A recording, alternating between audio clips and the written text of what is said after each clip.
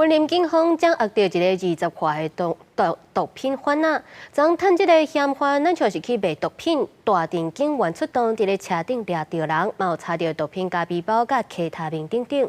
依照涉嫌违反毒品危害防治条例，甲人上班。 警方掌握到消息，已经封车前后包抄阻挡这台白色轿车，赶紧由警方手提工具弄破车窗。支持暗头6点半，警方抓这个毒品摇头细路嫌犯，当场伫车顶敲到毒品等物件。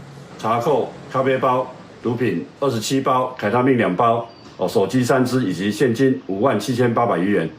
毒品经警方检测为阳性反应当场逮捕刘贤。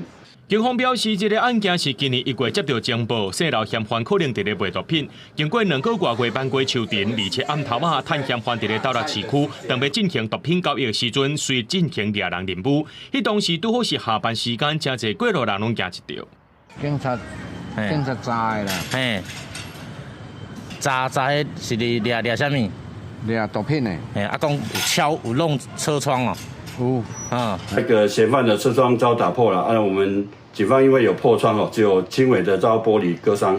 警方表示，迄个时阵嫌犯想要闪过追查，拍算要塞车弄警察车，加在警方反应真紧，才用3台警方车架围调，准备要甲登。专案依照涉嫌违反毒品危害防治条例，已经云林地检署侦办，而且建清城押。公司新闻综合报道。